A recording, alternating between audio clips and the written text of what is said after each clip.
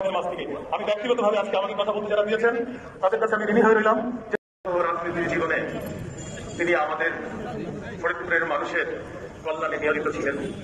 আমরা যারা রাজনীতি করি, বিশেষ করে তার সাথে যারা ছিলাম, তাদের মধ্যে আমার ব্যক্তিগত আমাকে তিনি একটি নির্বাচনে আমার জন্য কি কষ্ট কি পরিশ্রম করেছিলেন, আমি আজকে তার চলে যাওয়াটা কোনোভাবেই যেন মেনে নিতে পারছি না। আমরা কেউ মেনে নিতে পারছি না। এই পৃথিবী ছেড়ে সবাইকেই চলে যেতে হবে, কিন্তু চৌধুরী কামাল উদ্দিন ইউসুফ সাহেব ওনাদের মতো মানুষ এই জগতে এই ক্ষণে ক্ষণে আসে না, ঘরে ঘরে জন্মায় না। আমার মনে পড়ে যে আমি যখন 1913 সালের সেই উপজেলা নির্বাচনের শেষ দিন, নির্বাচনের শেষ মানে প্রচারণার শেষ দিন, আমার পায়ে প্রচন্ড ব্যথা। আমি বললাম যে ভাই আমি তো হাঁটতে পারছি না। সে ওই 24 দাগ কোথায় পদ্মার ওই পারে একটা জায়গায় বাকি ছিল, আমাকে বললো তুই বাসায় থাকো, আমায় যাবো, ওখানে যাইতে হবে, ওদের কাছে ভোট দিতে হবে। আরে কি মানুষ চলে গেল। আমরা সবাই দুঃখ ভারাক্রান্ত।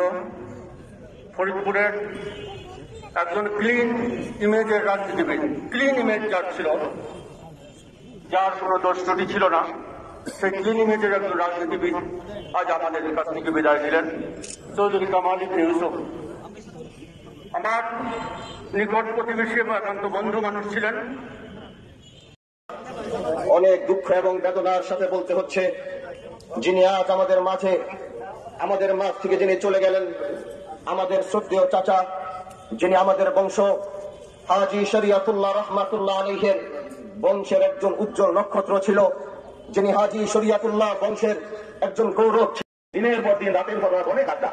ব্যক্তিগত জীবনে এমন উদার, এমন অমায়িক এবং এমন হিংসা বিদ্বেষী মানুষ আমার জীবনে আমি খুব কমই দেখেছি। একজন বিরল ব্যক্তিত্ব। একবার তিনি আমাকে বলেছিলেন যে তার বাবা ইউসুফ আলী চৌধুরী মোহন মিয়া তাকে নিয়ে গেছিলেন আগ্রার সেকেন্ডার মোগল সম্রাট আকবরের সমাধি দেখাতে। সেই সমাধি দেখে আমাদের চৌধুরী কামাল উদ্দিনের অত্যন্ত ঘনিষ্ঠ, আমাদের ফরিদপুর রাজেন্দ্র বিশ্ববিদ্যালয় কলেজের সাবেক শিক্ষক, ফরিদপুর বাংলাদেশ শিক্ষা বোর্ড যশোর বোর্ডের সম্মানিত সাবেক chairman professor KBM Sattar sir এখন দিয়ে একটি কথা বলবেন।